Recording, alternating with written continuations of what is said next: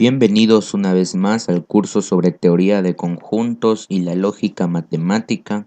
Esta vez estamos en la clase número 23 de la unidad 4 y nuestro tema de hoy va a ser la teoría axiomática de Zermelo-Fraenkel. Primero vamos a ver un contexto histórico. En 1903, Bertrand Russell demostró que la teoría de conjuntos de Cantor era inconsistente y cuestionó la definición de conjuntos de Cantor.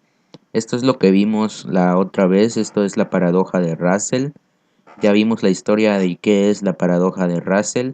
Aquí vamos a ver otra de sus posibles soluciones. Pero pronto la teoría axiomática de Zermelo en 1908 y refinamientos de esta por parte de Fraenkel en 1922, Skolem en 1923 y von Neumann en 1925 y otros sentaron las bases para la teoría de conjuntos actual, es decir, la moderna. Vamos a ver qué es una teoría axiomática. En lógica y matemáticas, un sistema axiomático o bien teoría axiomática consiste en un conjunto de axiomas que se utilizan mediante deducciones para demostrar teoremas. Básicamente, el objetivo de Ernest Zermelo era el de axiomatizar la teoría de conjuntos, dándole así rigor matemático a la teoría. Es decir, cuando una teoría es axiomatizada, es decir, ya vimos que en las primeras clases que un axioma es un enunciado que no se puede demostrar básicamente porque se toma por cierto sin necesidad de demostración. Y entonces cuando se le asigna un sistema axiomático o una teoría axiomática a un campo de las matemáticas, se le dice que la están rigurizando o dándole rigor matemático a esa teoría. Esto es básicamente lo que intentó hacer o lo que hizo Zermelo-Fraenkel, Zermelo y después Fraenkel y después Skolem, etc., para dar así solución a las paradojas, entre ellas la paradoja de Russell. ¿Por qué la necesidad de axiomatizar la teoría de conjuntos? Lo acabamos de decir. Porque como hemos visto antes, la teoría no axiomatizada de conjuntos se enfrenta a muchos problemas. Al establecer axiomas evitamos las paradojas y le damos rigor matemático a la teoría de conjuntos. Estos problemas de aquí se refiere básicamente a la paradoja de Russell y otras paradojas russelanias, o sea, del mismo tipo de la paradoja de Russell. La teoría ZF, que así le vamos a llamar a la teoría de Zermelo-Fraenkel. La teoría axiomática de Zermelo-Fraenkel, que llamaremos ZF para abreviar las cosas, toma como primitivos los conceptos de conjuntos y pertenencia. Es decir, que los tome como primitivos quiere decir que no los define, sino que se toma que uno ya sabe cuáles sus definiciones sin necesidad de definirse en esta teoría. Entonces, como los toma como primitivos, los conceptos de conjuntos y pertenencia nos da a entender que utiliza la misma definición que utiliza Cantor en la teoría básica o intuitiva o ingenua de conjuntos, que es básicamente la de colección de cosas para conjuntos, y la de pertenencia son esas cosas que pertenecen a un conjunto. Ya lo hemos visto a lo largo de este curso. Vamos a ver 9 axiomas de ZF. En realidad existe un décimo axioma, es decir, los axiomas ZF en realidad son 10. El décimo se llama axioma de elección. Y la teoría con este décimo axioma toma el nombre de ZFC por el axioma de elección, que en inglés se llama Choice Axiom, Esta C de choice se asigna también a ZFC. Y básicamente este décimo axioma es una equivalencia de lo que se llama lema de Zorn. Pero para entender ese lema de Zorn se necesita demasiada rigurosidad en lógica matemática. Ya vamos a ver que en estos 9 axiomas que vamos a ver también van a ser muy complicados de entender en nuestro nivel que estamos, porque son axiomas que necesitas entender lógica de primer orden para entender bien a lo que se refiere este axioma, pero ya lo vamos a ir viendo. El axioma de elección se relaciona equivalentemente con el lema de Zorn. Este lema de Zorn es muy importante en las matemáticas puras porque permite demostrar cosas muy interesantes, teoremas muy interesantes a partir del lema de Zorn. Sin embargo, aquí lo omitiremos o no llegaremos a él por su complejidad más que nada. Aquí lo decimos, no obstante, estos conceptos son avanzados porque necesitamos definir más cosas.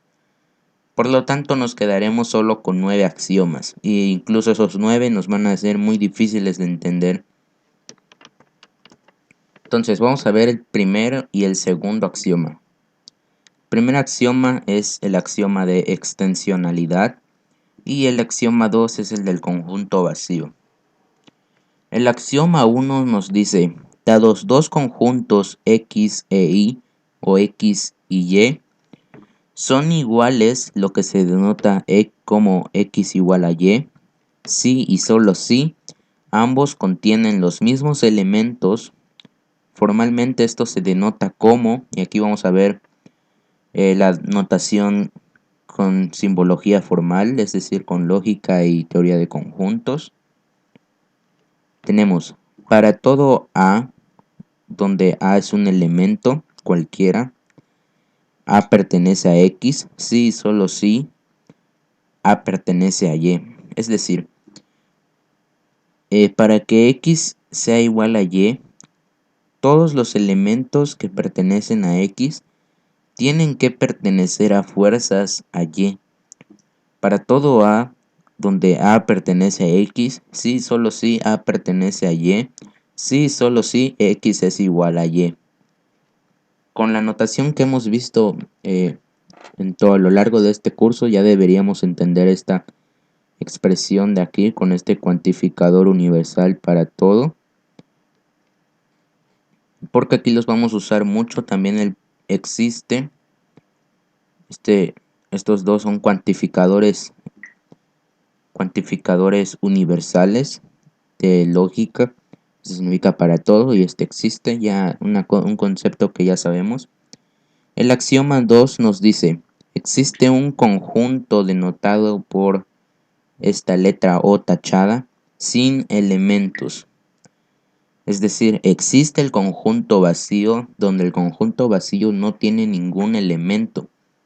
En simbología formal esto se denota como existe el conjunto vacío tal que para todo A, es decir, para todo elemento que pueda existir, porque no nos está dando ninguna condición de A como acá arriba, donde nos da condición de que A pertenece a X y A pertenece a Y.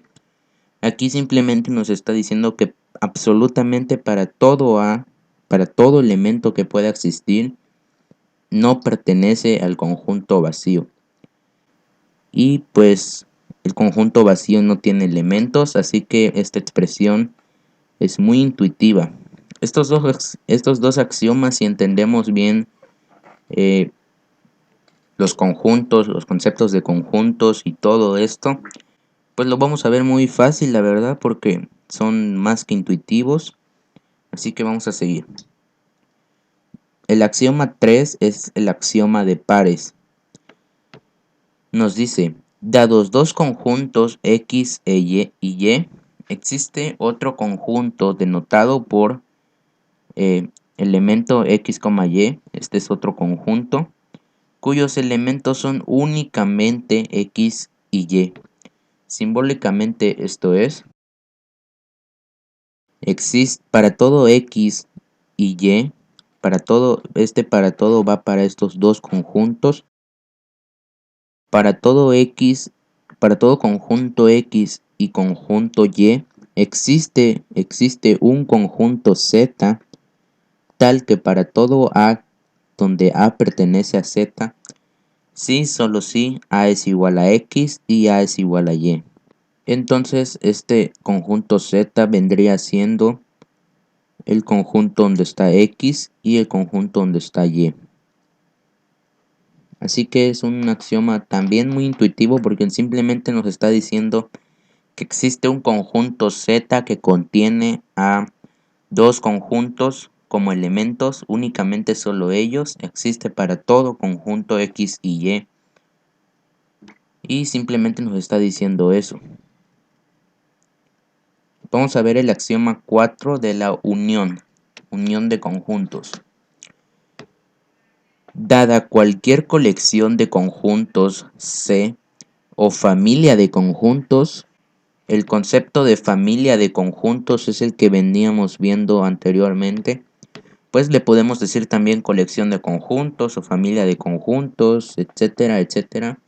Son nombres válidos para denotar que un conjunto contiene otros conjuntos. Aquí vemos, es decir, un conjunto que contiene otros conjuntos como el Z del axioma anterior. ¿A qué nos referimos con esto? Que a este Z, sus elementos son conjuntos también. X y Y son conjuntos, por esta parte nos lo dice.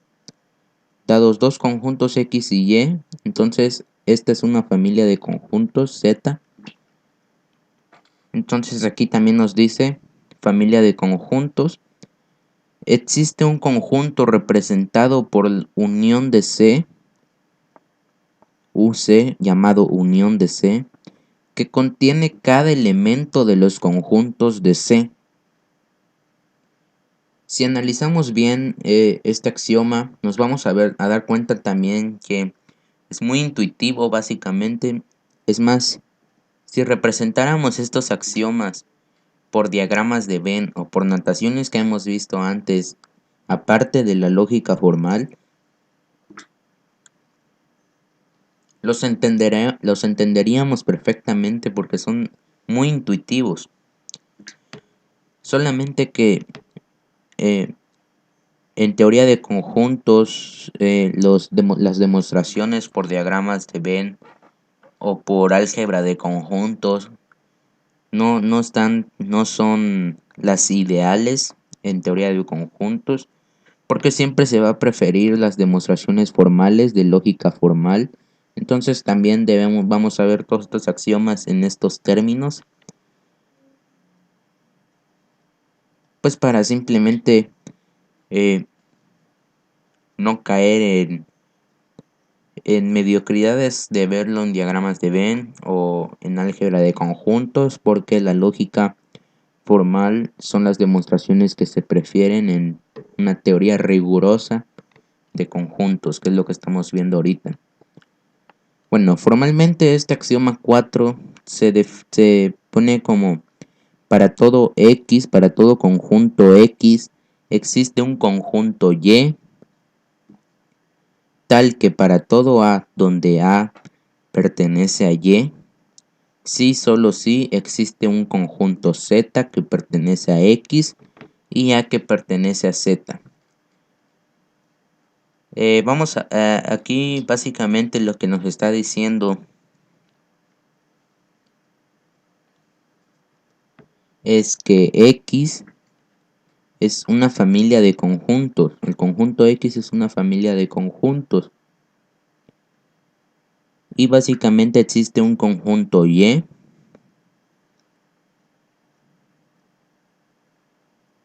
Existe un conjunto Y tal que para todo A, donde A pertenece a Y. O sea, el conjunto Y básicamente aquí vendría representado unión C. El conjunto Y vendría siendo aquí unión X, la unión de este conjunto X. Existe un Y tal que para todo A donde A pertenece a Y, sí, solo si existe un Z que pertenece a X y A pertenece a Z. Bien, un Z aquí va a ser un subconjunto. Básicamente,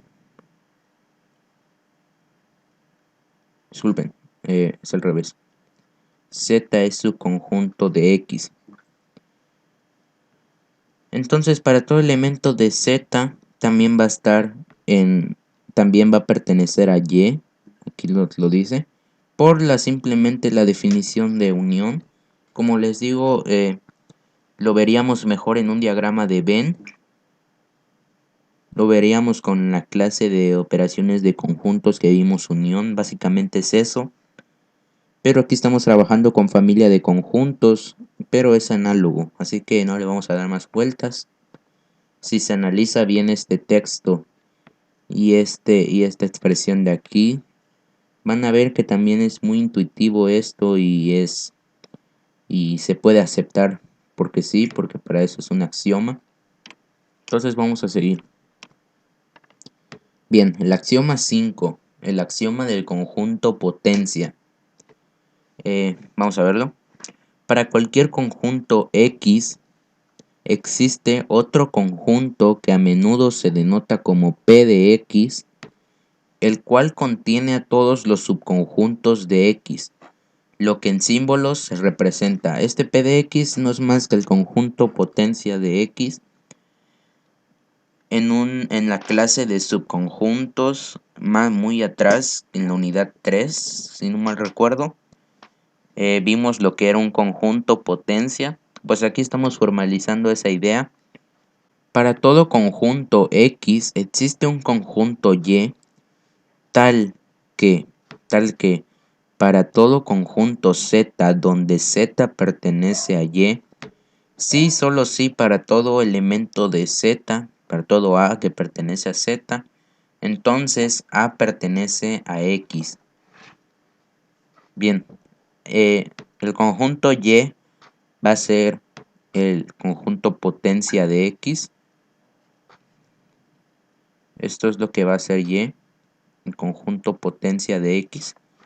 Podemos simplemente reemplazarlo ahí como nos sentimos más cómodo, pero en lógica formal se prefiere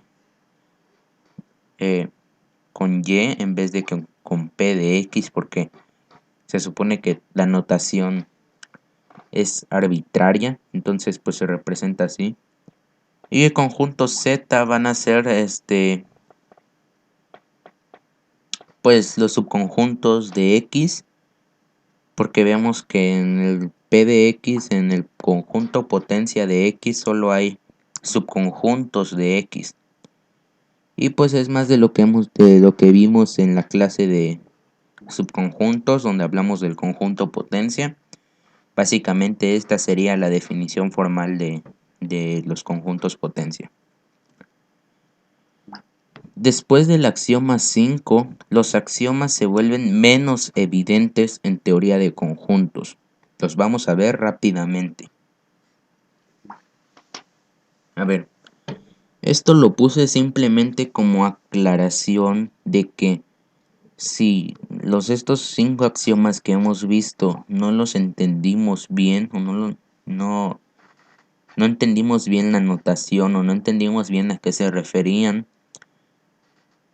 pues va a ser muy difícil que vamos a entender los demás, los otros 4 que faltan, porque los otros 4 que faltan ya van a ver conceptos que no hemos definido aquí, así que los vamos a ver muy rápidamente, no lo consideres como una lección de esos axiomas, sino simplemente como una introducción a ellos. De hecho, esta clase no la consideres como otro tema visto, sino como una introducción a este tema, básicamente, porque para ver este tema a profundidad se necesitaría horas y horas de estudio de lógica, de predicados, etcétera. Entonces los vamos a ver, pero discretamente, rápidamente. Así que vamos a ir. El axioma 6, que es el axioma de especificación. Y de hecho este no es un axioma. Todos los demás que vienen ahorita ya dejan de ser axiomas porque ahora son esquemas axiomáticos. Pero lo vamos a ver más adelante, así que vamos a ver ahora axioma 6. Bien. Sea phi de b, una fórmula de lenguaje de primer orden donde v o b es una variable libre. Entonces, para un conjunto X existe un conjunto Y cuyos elementos son aquellos A de X que cumplen phi de A. Bien, te habrán quedado muchas dudas, empezando desde el primer párrafo de la primera dos palabras de este axioma, pero lo vamos a ver rápidamente. A ver, una fórmula de lenguaje de primer orden, básicamente en términos muy reducidos, esto simplemente nos está diciendo que es una fórmula como como las que vimos anteriormente, que por ejemplo de las que hicimos proposiciones de tablas de verdad.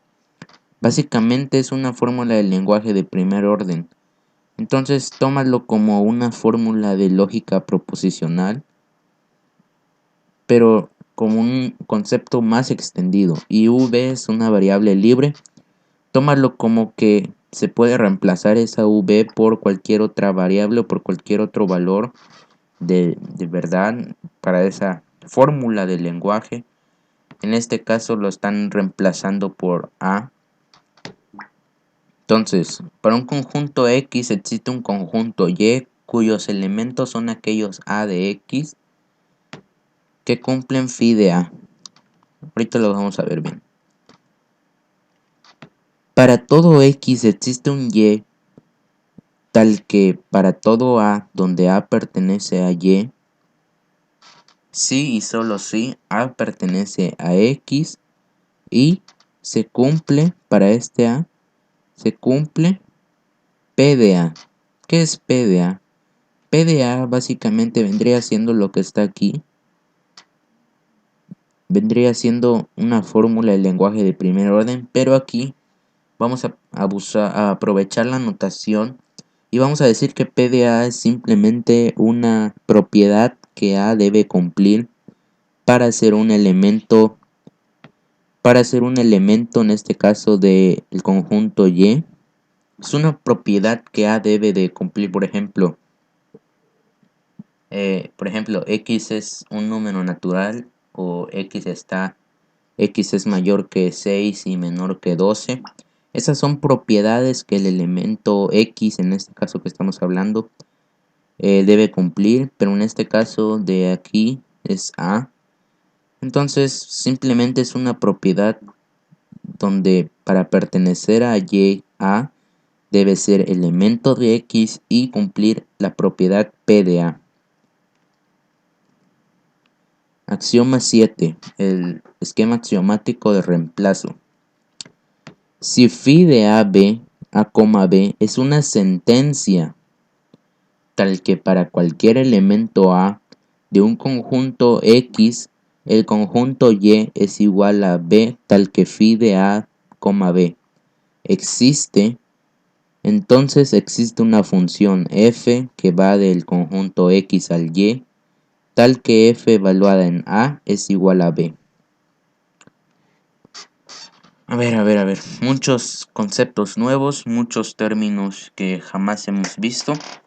Básicamente esta es una extensión del axioma anterior. De hecho se deduce del anterior. Esta phi de A, B, sentencia básicamente es una fórmula de lenguaje de primer orden, también como la que vimos anteriormente, pero sin variable libre. Esta no tiene variable libre, esta vemos que es phi de A, B su variable, phi de A, B. Entonces básicamente es como una fórmula de lógica que hemos visto, las mismas que le hicimos tablas de verdad. pues que cumplen esta propiedad A, B.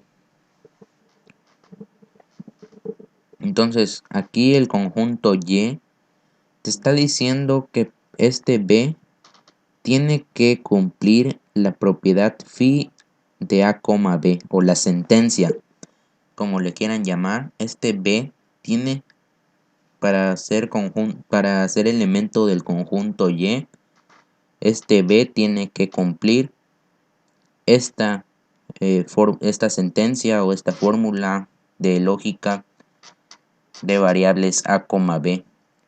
Y si este conjunto Y existe, entonces, solo si este existe, entonces existe una función f, donde f actúa o que va de x a y, del conjunto x al conjunto y, tal que f de a es igual a b. Ahorita vamos a ver la notación formal. Bien, dice, si p de x, y, si p del conjunto x y el y, es decir, si una propiedad que el conjunto x, y, tal que para todo x que pertenece al conjunto A, existe un y que pertenece al conjunto B, tal que p de x, y es cierta. Ok, básicamente está diciendo que si este conjunto x pertenece a A, o sea, si para todo conjunto x pertenece a A, existe un conjunto y que pertenece a B, donde se cumpla que p de x, y es cierta. Bien, vamos a ver ahora los últimos dos axiomas, que el axioma 8, que es sobre infinitud, y el axioma 9, que es sobre regularidad. Otros axiomas que son en realidad esquemas axiomáticos. El axioma 8 nos dice, existe un conjunto X tal que el conjunto vacío pertenece a X y el conjunto Y pertenece a X. Entonces, Y unión elemento de Y pertenece a X. A ver, nos está diciendo que existe un X donde está el conjunto vacío y el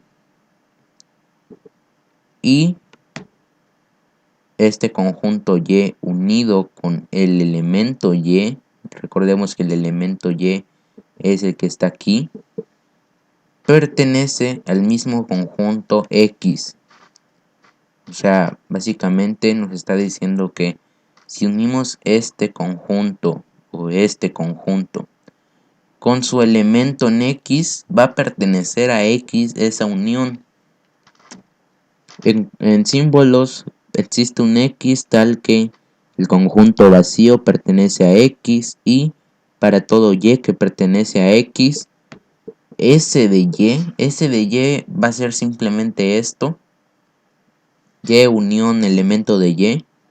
S de Y va a pertenecer a X. Es una notación rara, lo sé, pero simplemente nos está indicando esto de aquí. Y unión elemento de Y.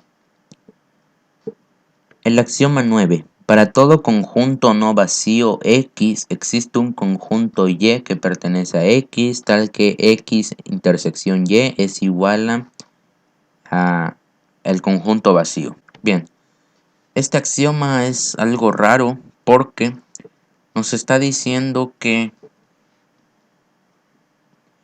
existe un conjunto X, pues no vacío, y un conjunto Y, donde Y pertenece a X, y sin embargo X es disjunto con Y, es decir, X intersección de Y es igual al conjunto vacío. Entonces, para todo X formalmente, para todo conjunto X existe un conjunto Y, tal que para todo tal que Y pertenece a X, aquí está, y X intersección con Y es igual al conjunto vacío. No hay más misterio. Básicamente pasamos esto de arriba como notación que hemos aprendido a lo largo de este curso. Y pues es un axioma raro el de regularidad, pero pues es un axioma, se tiene que suponer como verdadero para seguir avanzando y construir teoremas y construir la teoría de conjuntos moderna. Bien, ahora vamos a ver lo que nos atañe de este tema, que recordemos que estábamos viendo la paradoja de Russell y pues estamos viendo el tema de teoría de tipos lógicos y la teoría ZF por la solución a esta paradoja de Russell. Entonces, pues la vamos a ver cómo se soluciona la paradoja de Russell por el axioma 6, por la teoría ZF. Esto se soluciona con el axioma 6, que es el que vimos, especificación. Bien, al igual que la mayoría de axiomas del 6 al 10, el axioma 6 es en realidad un esquema axiomático, es lo que les decía. Esto quiere decir que no solo es un axioma, sino que son varios axiomas. Este esquema axiomático que da la solución, o mejor dicho, evita la paradoja de Russell. El axioma de especificación nos dice que se permite obtener conjuntos a partir de otros y cuyo tamaño es menor de aquellos de los que han sido obtenidos. Por lo tanto, nunca es posible pensar en la fórmula X pertenece a X, pues el conjunto X no puede ser obtenido por solo él mismo. Por tanto, si consideramos la existencia de un conjunto X como un axioma, el conjunto vacío sería también un axioma resultante de aplicar el esquema de especificación al conjunto X con la fórmula A distinta de A. Estas dos fórmulas de aquí, X pertenece a X y A distinta de A, en realidad son fórmulas que son las que dan inicio al conjunto de Russell, por ende a la paradoja de Russell. Entonces lo que hace aquí Zermelo, Frankel y Skolem es que evitan de raíz la paradoja de Russell, prohibiendo conjuntos o prohibiendo la existencia de un conjunto X con las fórmulas X pertenece a X y A es distinta de A, etc. Varias fórmulas así que solo inducen a paradojas se eliminan con estos axiomas que vimos. ¿Por qué es mejor el axioma de especificación que la teoría de tipos? O sea, ¿cuál es mejor solución y por qué es el axioma de especificación? Pues ahorita lo vamos a ver.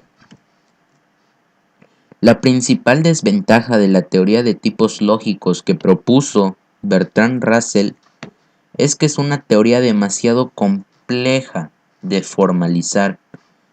O sea, como vimos en la clase anterior, la teoría de tipos lógicos, aunque su idea es muy intuitiva, al formalizarlo surgen muchos problemas para formalizarla. Entonces se dejó de mucho de lado, los matemáticos se quejaron mucho y la miraron con mucho recelo esta teoría de tipos lógicos porque no se sentían cómodos con ella, era muy compleja de formalizar. Incluso Bertrand Russell no estaba tan orgulloso de esta teoría de tipos lógicos, se lo llevó a su tumba así. Entonces, esta desventaja no la tiene ZF, la teoría axiomática de Zermelo-Fraenkel, porque como vimos, Zermelo, Fraenkel y Skolem, y por ahí trabajos de von Neumann también, se encargaron de formalizarla completamente. Es decir, esta teoría ZF ya está formalizada, ya es una teoría axiomática y está formalizada completamente por estos tres sujetos que están aquí, grandes matemáticos lógicos, Zermelo, Fraenkel y Skolem, y trabajitos ahí de von Neumann. Pero von Neumann ya hizo su propia teoría de conjuntos después, con trabajos también de Kurt Gödel. Es una teoría de tipos de conjuntos moderna, pero aquí no las vamos a ver. Aquí ya con esto acabamos toda la teoría de, de este curso. Ya solo vamos a ver ejercicios. Bien, no obstante, incluso ZF ha tenido algunas complicaciones lógicas a lo largo de la historia. Estas descubiertas por el gran lógico Kurt Gödel en 1931. Aunque no les suene tal vez de nada este nombre, Kurt Gödel, tal vez por la primera clase en la que hablamos un poco sobre él, en la historia de lógica, pero este nombre Kurt Gödel es demasiado relevante para la lógica como hoy la conocemos. Este nombre Kurt Gödel es casi mítico por sus trabajos, por su pelea que tuvo con David Hilbert, sus conflictos, porque fue gran amigo de Albert Einstein, etcétera, etcétera. Aquí no vamos a ver sus trabajos de Kurt Gödel, pero si les queda la curiosidad, búsquenlo, porque Gödel fue de los mejores lógicos, tal vez el mejor de la historia. Y pues con eso los dejo. Despedida. Con esto terminamos el último tema que veremos en este curso. Las demás clases tratarán de ejercicios varios. Si esta clase fue muy compleja de entender para ustedes, no se preocupen. El estudio de la teoría axiomática de conjuntos necesita de muchos fundamentos de lógica de primer orden, entre otras cosas. No se compliquen si no entendieron esta clase. Es muy complejo, la verdad, este tema y los que siguen. Así que simplemente sigan estudiando, tal vez autodidactamente, o si tienen algún temario, estudienlo bien para llegar de lógica, para llegar a entender bien lo que son estos temas de teorías axiomáticas, etcétera, etcétera.